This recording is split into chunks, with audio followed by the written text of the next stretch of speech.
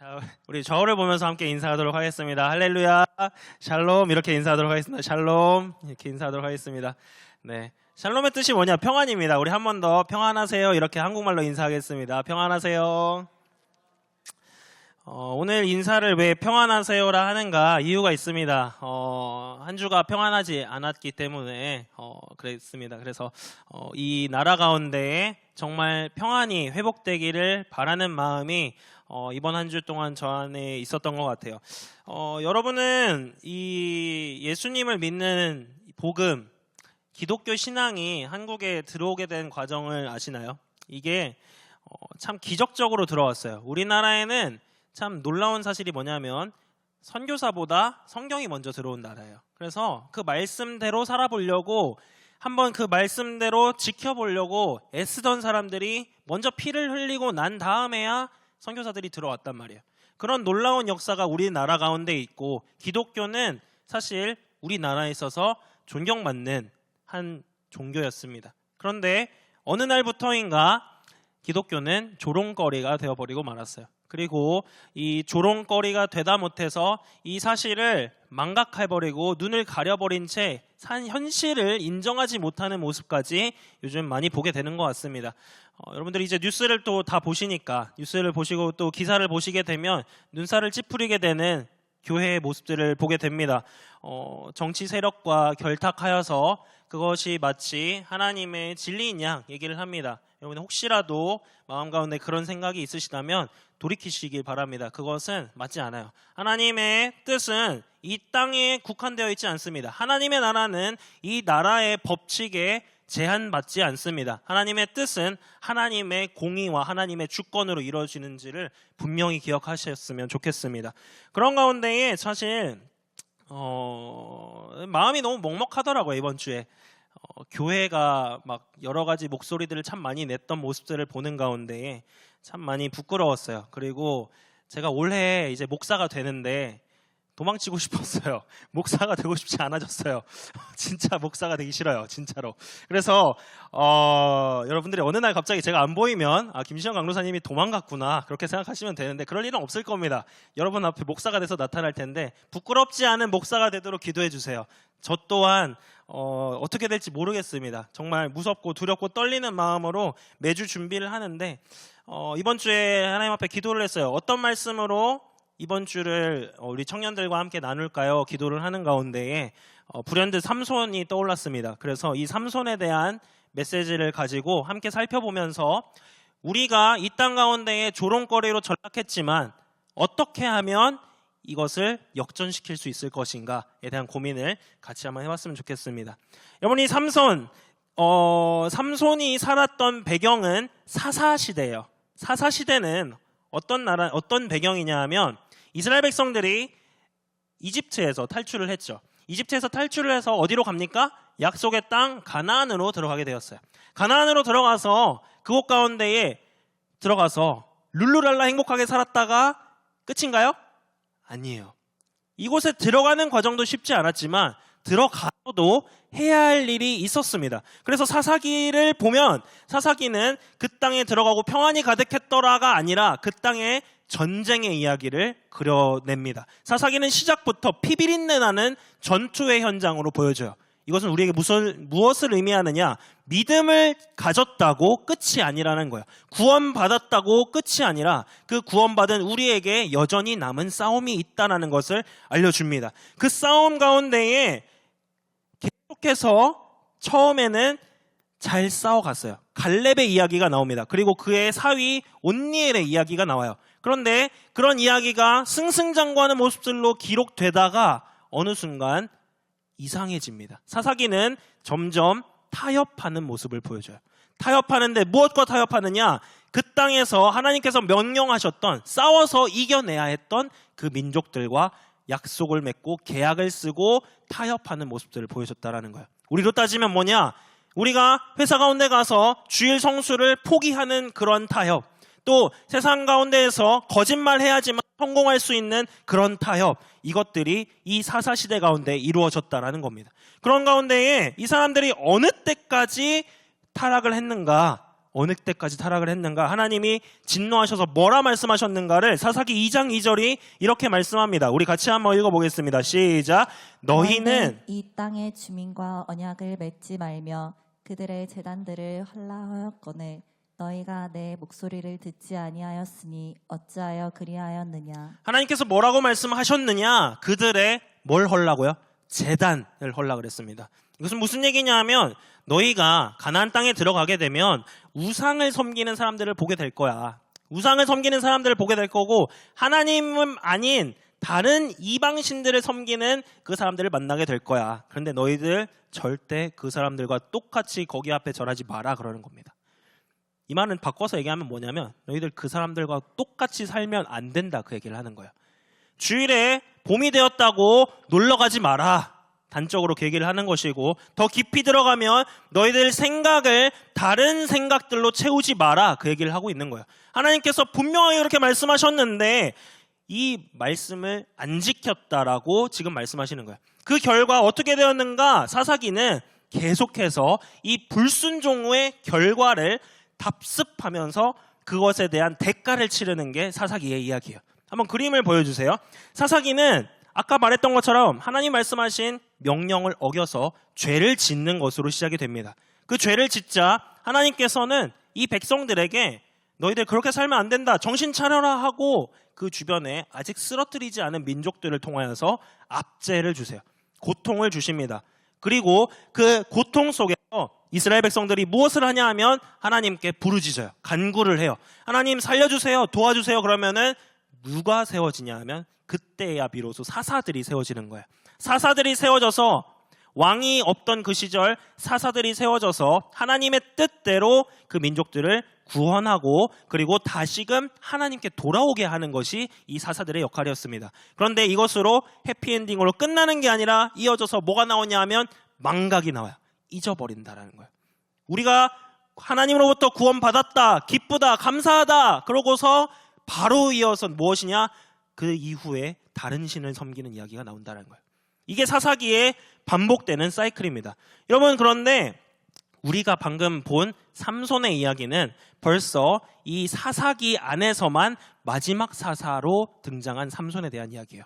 벌써 11번째 사사가 세워진 그때의 일입니다. 사사는 그 하나님의 말씀을 알려주고 그 뜻대로 돌이켜야 한다라는 것을 알려줘야 했고 그리고 백성들이 부르짖는 그런 반복된 사이클 가운데 나왔어야 했는데 놀라운 사실이 뭐냐면 삼손이 등장할 때는 하나님께 단 한 번도 부르짖지 않습니다. 단 한 번도 하나님 살려달라 부르짖지 않아요. 그들의 상태가 어떤 상황이냐? 그들의 상황은 어차피 이렇게 사는 거 당연한 거 아니야? 라는 생각 가운데 있었다라는 거예요. 사사기 15장 11절을 우리 같이 한번 읽어보겠습니다. 사사기 15장 11절입니다. 시작. 유다 사람 3,000명이 에단 바위 틈에 내려가서 삼손에게 이르되 너는 블레셋 사람이 우리를 다스리는 줄을 알지 못하느냐? 내가 어찌하여 우리에게 이같이 행하느냐 하니. 도대체 이 상황이 뭐냐? 여러분 지도를 한번 보여주세요. 블레셋이라는 나라가 이 이스라엘 나라 바로 옆구리에 있었어요. 이게 지금 이렇게 뒤집혀서 그런데 사실 이렇게 똑바로 세워놓으면은 옆구리에 딱 위치한 게 블레셋이었어요. 진짜 옆구리에 가시 마냥 푹푹 찌르는 게 블레셋이었단 말이에요. 근데 이 해양민족이었던 블레셋이 이 삼손이 활동하던 지역과 매우 가까웠어요. 매우 가까운 그곳 가운데 있었는데 이 블레셋이 이 삼손 때에 쳐들어온 겁니다. 쳐들어와가지고 계속해서 괴롭혀요. 그런데 사람들이 하나님한테 부르짖었다 안 부르짖었다?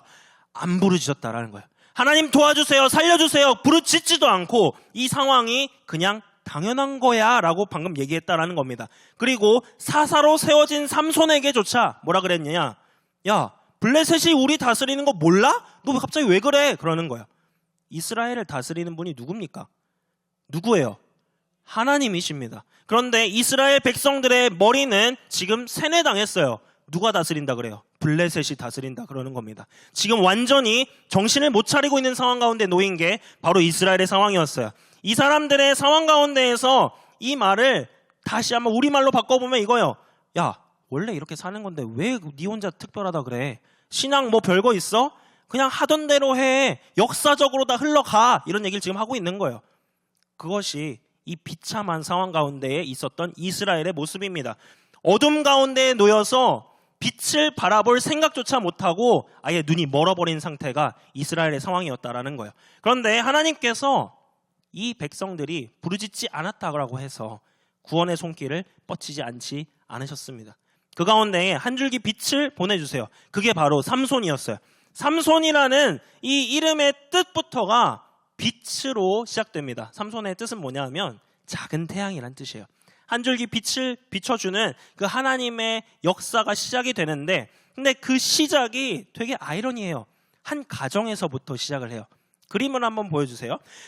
이 삼손이 태어난 가정은 마노아라는 집에 있었습니다. 이 마노아라는 사람의 이름의 뜻은, 여러분 이 마노아 이름 뭐랑 비슷하지 않아요?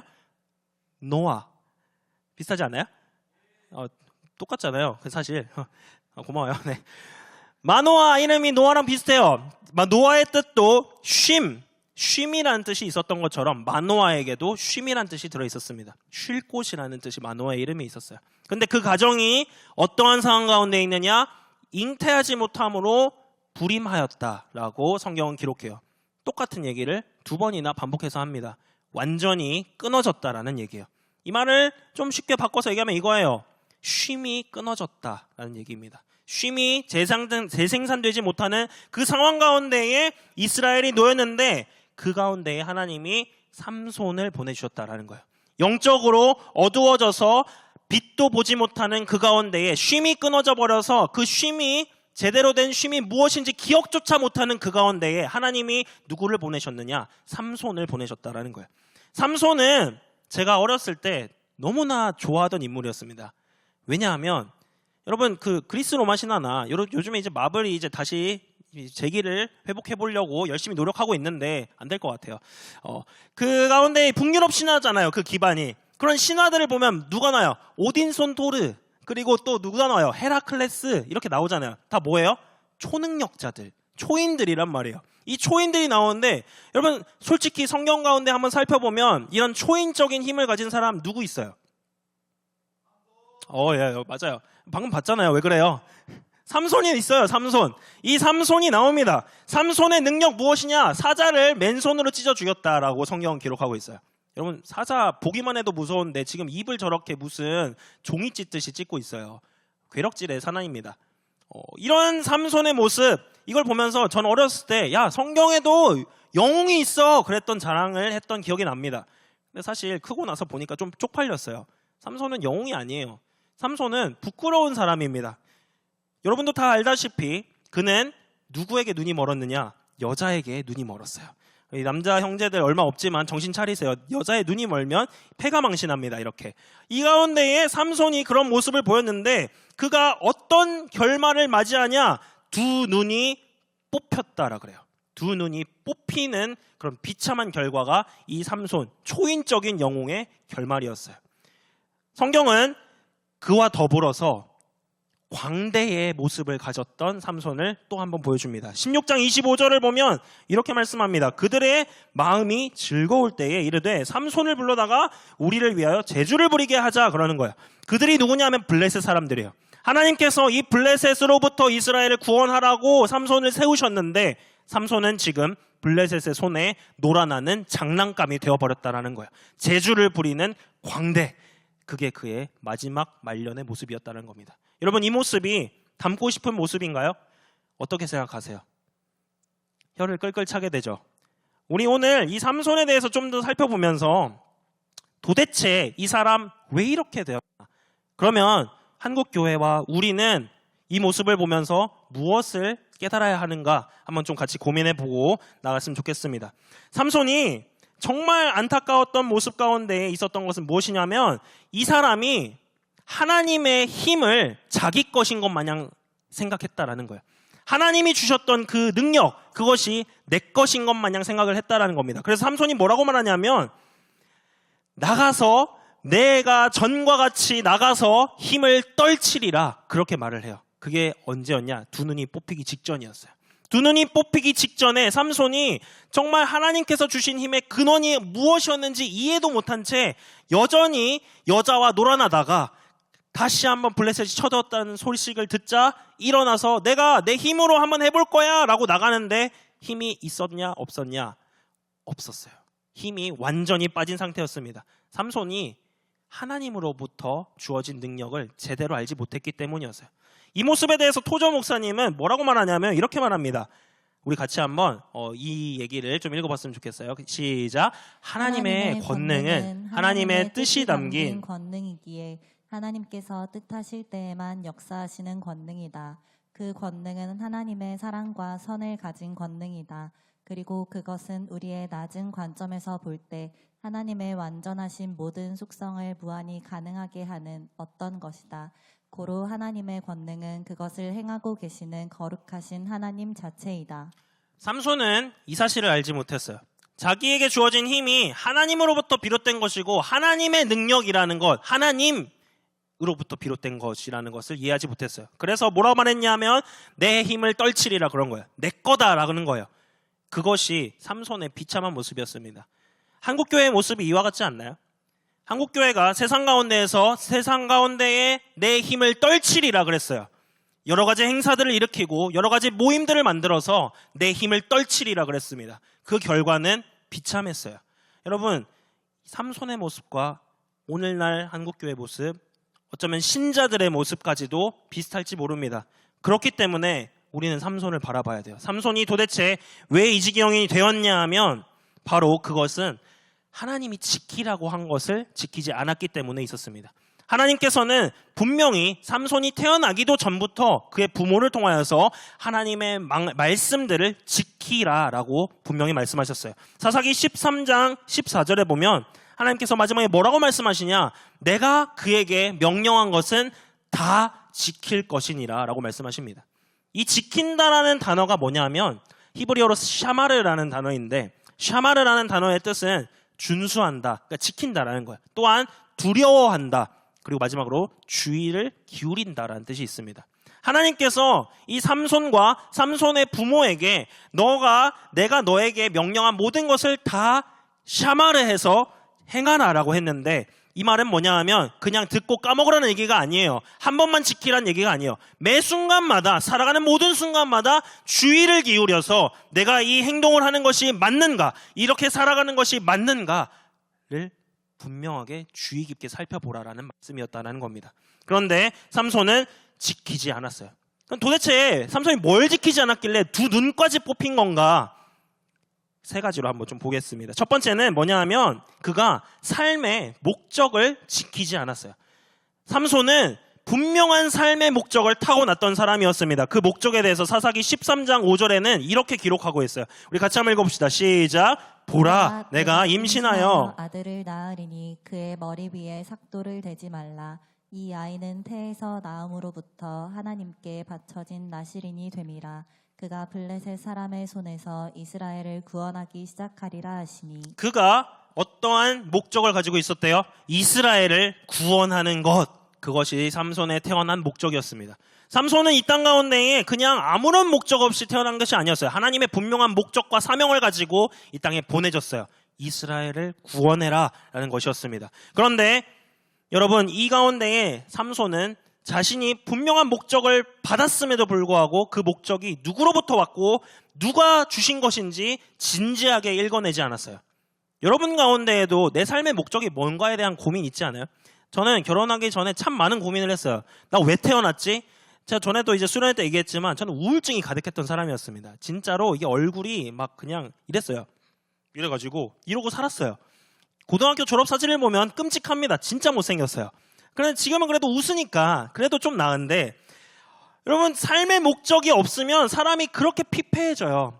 근데 삶의 목적이 있어도 비참해질 수 있다는 걸 삼손이 보여주고 있어요. 어떻게 하면 비참해지냐? 삶의 목적이 있어도 그 목적을 지키지 않으면 그렇게 된다는 거예요. 삼손은 평생을 그 목적 까먹어버리고 덮어놓고 자신 눈에 보기 좋은 대로 살았습니다. 여자 예뻐 보이면 여자 쫓아다니고, 내가 하고 싶은 거 있으면 그거 하려고 그러고, 화가 나면 화내고, 그러고 살았던 게 삼손의 모습이었어요. 평생을 정욕 덩어리로 살았던 게 삼손이었어요. 왜 그랬냐? 삶의 목적을 지키지 않았기 때문이었습니다. 두 번째로 삼손이 지키지 않았던 건 무엇이었냐면 삶의 방향이었어요. 하나님께서 이 삼손을 통하여서 이스라엘을 구원하겠다라고 하셨는데 그것과 동시에 네가 어떻게 살아야 하는지를 알려주십니다. 그것이 바로 나실인의 삶이었어요. 나실인은 원래 사실 하나님께 하나님 내 자신을 아니면 내 자식을 구별해서 드리겠습니다 하는 것이 나실인이었어요. 그런데 하나님께서 하나님 편에서 지금 삼손을 나실인으로 세우겠다 하시는 거예요.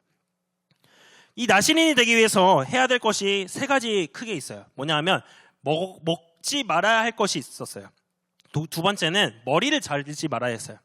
그리고 세 번째는 시체, 죽은 것들, 부정한 것이라 하죠. 그런 것들을 건드리면 안 된다라고 민수기에 알려주고 있어요. 그런데 삼손이 이것을 하나씩 까먹어 버립니다. 어떻게 까먹는지 알려드릴게요. 첫 번째, 이 삼손은 하나님께서 건들지 말라 한 그 시체를 건드립니다. 어느 날은 사자, 아까 우리 그림 봤던 그 사자의 입을 찢어 죽이는 그 장면이에요. 사자가 갑자기 들이닥치는 거예요. 나를 덮치려 그러는 거예요. 삼손이 힘이 임합니다. 하나님의 영이 임해서 그 사자의 입을 종이처럼 찢어버려요. 그러고 나서 갔다가 돌아와 보니까 사자가 이제 시체가 되어 있잖아요. 그럼 여러분 어떻게 해야 돼요? 나실인이면 어우 더럽네 하고 가야 돼요. 그런데 이 옆구리에 꿀이 흐르는 거예요. 와, 이 가능한지 모르겠어요. 제 꿀이 흘렀다라고 성경에 쓰여 있어요. 제 배에도 꿀이 흐르고 있는데 이와 같은 것은 아니었을 거예요. 비유는 아니었을 거예요. 진짜로 꿀이 흘렀어요. 이 꿀이 흐르는 가운데에 삼손이 눈이 뒤집힌 거예요. 야, 맛있겠는데? 탐스러운데? 하고 가가지고 싹 떠서 먹어봅니다. 맛있는데? 야, 우리 아빠 갖다 줘야겠다 하고 갖다 줘요. 여러분 이거 방금 몇 번을 어긴 거예요? 3번 어겼어요. 그리고 동시에 1번도 어겼어요. 부정한 거 먹지 말라 그랬는데 그와 더불어서 시체까지 만졌어요. 이게 삼손이 지금 했던 짓입니다. 그런데 이것과 더불어서 마지막 결정타를 날려요. 그게 2번이었는데 머리카락을 어떻게 자르냐? 한 여자에게 눈이 멀어서 이방 여자에게 눈이 멀어서 머리가 잘리게 되는 일이 벌어졌어요. 이 일을 그냥 짧게 요약하면 이겁니다. 또 여자에게 눈이 멀어가지고 들릴라라는 여자한테 찾아갔어요. 아, 들릴라 나랑 놀자 하고서 같이 놀다가 막 잠도 자고 막 그런 거예요. 뒹굴었어요. 그러고 나서 이 들릴라가 어느 나라 사람이었냐? 또 블레셋 사람이었어요. 이 블레셋 사람의 눈이 먼 삼손이 들릴라가 사실은 나라를 너무나 사랑했던 거예요. 내 나라 한번 지켜보겠다고 삼손한테 접근해가지고는 삼손, 당신의 힘의 근원은 뭐예요? 물어봅니다. 당신의 힘의 뿌리는 뭐예요? 뭐 먹어서 그런 거예요? 막 물어봐요. 삼손이 처음에는 별거 없고 그냥 나 이렇게 묶으면은 꼼짝 못해. 한번 묶어봐. 그런 겁니다. 묶었어요. 그러고 들릴라가 이럽니다. 삼손 큰일 났어요. 블레셋 군대가 왔어요. 그럽니다. 근데 삼손이 어떻게 했냐? 촥 찢어버리고 가버린 거예요. 그 일이 있고 나자 들릴라가 어떻게 했어요? 삼손 왜 나한테 거짓말해요? 이럽니다. 이 짓을 몇 번이나 반복하냐? 수차례 반복을 해요. 삼손이 그래서 성경에 보면 미쳐버릴 지경에 이르렀다라고 나옵니다. 진짜 미쳐버릴 지경에 이르렀어요. 여자들 나중에 결혼해가지고 너무 남편들을 그러시면 안 됩니다. 제 아내는 그러지 않아요. 너무 행복합니다. 저는. 여러분들은 꼭 잘 해주셔야 돼요. 그런데 이 일이 있자 삼손이 어떻게 되냐? 미쳐버리게 되니까 마지막에 말을 다 해버린 거야. 근데 사실은 그래. 진짜 미치겠네. 들릴라, 내가 말해줄게. 사실 나는 하나님의 나실인이야. 그런데 하나님의 나실인이다 보니까 내가 머리를 자르면 안 돼. 이 머리를 자르면 힘이 날아가. 그럽니다. 여러분 이거 맞는 말이에요? 틀린 말이에요? 뭐라고 생각하세요? 실제로 이 일이 있고 나서 들릴라는 머리를 싹 잘라버려요. 싹 잘라버리고 그리고 진짜 부릅니다. 또 불러요. 삼손 블레셋군이 왔어요. 이럽니다. 그래서 무슨 일이 일어났냐? 삼손이 아까 내가 말해줬던 그 말씀을 얘기한 거야. 내가 전처럼 일어나서 힘을 떨치리라 하고 딱 일어났는데 힘이 없네. 이 일이 벌어졌던 겁니다. 여러분 삼손의 힘의 근원이 머리에 있었어요? 어디에 있었어요? 머리에 있지 않았어요. 성경 어디에도 삼손의 힘의 근원이 머리에 있었더라라는 얘기는 태어나서부터 죽을 때까지 나오지 않아요. 삼손의 힘의 근원은 여호와 하나님께 있었습니다. 여호와 하나님께 있었던 그 힘을 삼손은 죽을 때까지, 아니 머리가 잘릴 때까지 제대로 알지 못했어요. 그러고서 하나님에 대한 오해를 가득 가지고 있은 채, 자기만의 신앙을 가지고 있은 채로 헛소리를 짓거린 거예요.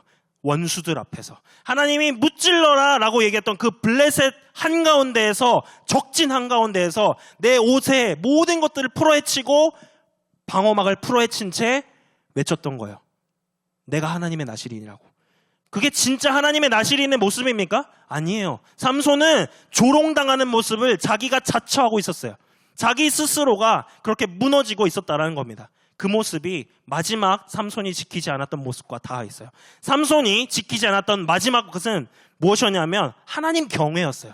하나님 경외하기를 포기해버리고 지키지 않으니까 그 블레셋군조차도 접근할 수 있었고, 마지막에는 그의 눈까지 뽑아버리게 되었다라는 겁니다. 삼손이 그에게 말했던 그 장면, 들릴라에게 말했던 그 장면이 16장 17절에 나오는데 이렇게 말해요. 내가 모태에서부터 하나님의 나실인이 되었다 라고 얘기를 합니다. 근데 하나님의 나실인이라는 인식을 제대로 갖고 살지 않았어요. 내가 하나님의 나실인이면 내가 지켜야 할 것이 분명히 있다, 지켜야 될 것이 있기 때문에 이건 하지 말아야 돼 라고 분명히 알고 있었어야 되는데 그러지 않았다라는 게 삼손의 비참한 결과의 원인이었습니다. 여러분 가운데에도 이 말씀을 들으면서 찔리는 분이 있을 수 있어요. 이 나실인이란 말, 오늘날로 번역하면 어떤 의미인가? 하나님께서 날 구원하신 사람인데 라는 말과 비슷합니다. 왜냐? 나실인의 뜻은 뭐냐 하면 구별된 자이기 때문이에요. 하나님께 헌신된 자이기 때문이에요. 이건 단순히 구약시대의 한 인물로 끝나는 것이 아니라 오늘날 신약을 살고 있는 우리 모두에게 적용되는 말입니다. 우리 모두는 하나님을 믿고 예수 그리스도를 믿음으로 하나님께 구별된 존재들이에요. 하나님께 거룩해야 할 존재들이에요. 그런데 여러분, 세상 가운데에서 삼손과 같이 살아가고 있지 않습니까? 삼손과 같이 모든 방어막을 풀어헤친 채 내가 지켜야 할 것이 무엇인지도 제대로 알지 못한 채로 다 오픈하고 있지 않아요? 여러분, 그러면 안 된다라고 지금 성경이 얘기해주고 있는 거예요. 내가 누구인지를 분명하게 인식해야 됩니다. 나는 하나님의 거룩한 구별된 존재들이에요. 여러분들은 하나님의 자녀로서 이 땅 가운데에 구별되라라고 부름받은 존재들이에요. 내가 거룩하니 너희도 거룩하라 하셨기 때문입니다. 여러분, 예수님을 믿기 위하여서 여러분은 무엇을 지키고 있습니까? 여러분은 이 땅 가운데에 하루하루 싸움을 해나가고 있습니까? 믿음을 지키기 위하여 그 가나안 약속의 땅, 구원받은 삶을 살아가면서 싸움을 계속해서 해나가고 있나요? 아니면 이스라엘과 같이, 삼손과 같이 풀어헤친 채 무너져 있지는 않나요? 한국교회의 모습은 삼손과 같아요. 한국교회 성도들의 모습도 삼손과 같아요. 돈이 많아요. 힘이 많아요. 능력이 많아요. 가진 게 많아요. 그런데 비참하게 광대로 전락해버렸어요. 조롱거리가 되어버렸어요. 이 모습에 대해서 전성민 교수님이 이렇게 얘기를 합니다. 우리 같이 한번 이 부분 좀 읽어봤으면 좋겠는데 읽어보겠습니다. 시작. 기대 속에 선택받고 부름받았으나 사적 욕망을 추구하는 바람에 사는 것보다 죽는 것이 하나님의 일을 이루는 길이 된 이야기는 삼손의 이야기만도 이스라엘의 이야기만도 아닐 것이다. 하나님이 주신 힘으로 자기 이익만 추구하다 이제는 조롱거리가 되어버린, 그래서 무너지는 것으로 하나님의 이름을 세우는 길만 남은 오늘날 한국 교회의 이야기가 아닐까 두려울 뿐이다. 하나님이 네, 여기까지네요.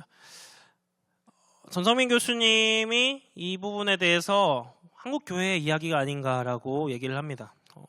지키지 않았기 때문에, 지켜야 할 것을 지키지 않고 하나님의 부르심을 가볍게 여겼기 때문에 그런 게 아닌가라고 지적을 합니다. 여러분, 삼손이 이렇게 초인적인 힘을 가지고도 블레셋을 구원하지 못했어요. 블레셋으로부터 이스라엘을 구원하지 못했어요. 근데 이 일을 누가 행했는지 아십니까? 보잘것없는 작은 소년 다윗을 통해서 이루어집니다.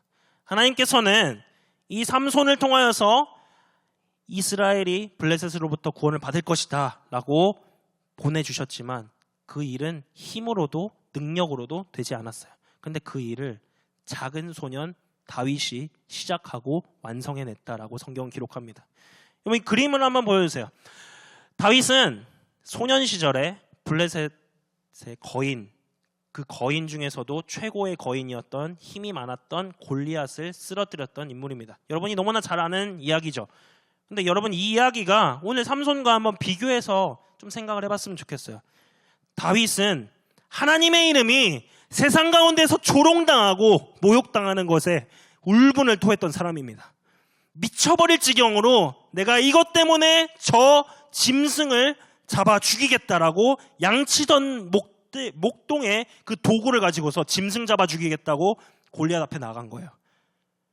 그게 다윗의 모습이었어요. 그런데 삼손은 그 능력을 가지고도 하나님을 조롱하는 데 사용했지, 하나님의 모욕당하는 그 상황 가운데에 자신의 이름이 무너질까 두려워했지, 하나님의 그 아픔, 하나님의 모욕당하는 그 상황 가운데 함께 아파하지 않았다라고 성경 기록해주고 있어요. 여러분은 이 한국교회가 조롱이 된 이 마당에 무엇을 하겠습니까? 청년의 시절에 여러분은 무엇을 하겠습니까? 똑같이 패배주의 가운데 살아가시겠습니까? 아니면 다윗처럼 나는 여호와 하나님의 이름이 조롱받는 것 못 본다라고 일어나시겠습니까? 이것은 내 결단으로 되는 게 아니에요. 다윗은 그의 삶 가운데에 분명히 지켜야 할 것과 지키지 못할 것을 구분해서 살았던 사람이었어요. 다윗이 그렇다고 완벽하게 살았느냐? 아니에요. 다윗도 무너졌어요. 그런데 다윗은 하나님 앞에 서는 훈련을 계속해서 합니다. 하나님 앞에, 내가 하나님 앞에 서겠습니다. 내가 하나님을 두려워하겠습니다. 내가 하나님으로부터 분명한 삶의 목적을 발견해 나가겠습니다. 라고 계속해서 싸워 나갔습니다. 그렇게 할 때에 하나님께서는 그 다윗을 왕으로 세우셨어요. 그리고 그 땅에 평안을 주셨다라고 성경 기록합니다. 여러분, 오늘날 교회 가운데에도 이러한 마음이 있었으면 좋겠어요. 예수님의 마음이 다시 한번 불타올랐으면 좋겠어요. 예수님께서 그 안타까운 상황 가운데에 조롱당하는 교회 성전의 상황 가운데서 무엇이라 말씀하셨느냐? 마가복음 11장 17절에 이렇게 말씀하십니다. 우리 같이 한번 이 말씀 읽고 말씀 마무리하겠습니다. 시작. 이에 가르쳐 이르시되 기록된 바 내 집은 만민이 기도하는 집이라 칭함을 받으리라고 하지 아니하였느냐? 너희는 강도의 소굴을 만들었도다 하시매.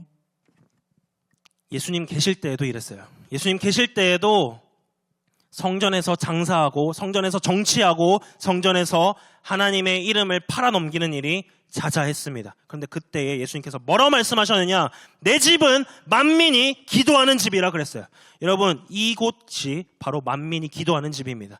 이곳 가운데서 여러분이 해야 할 것, 청년의 때에 다시 한번 지켜야 할 것 무엇이냐 하면 기도로 하나님 앞에 서는 거예요. 이 나라를 위해 기도하고 여러분의 삶이 어떻게 살아갈 것인지 진지하게 치열하게 고민하면서 기도해야 됩니다. 그렇지 않으면 여러분의 인생, 이 교회 조롱거리로 전락할 뿐이에요.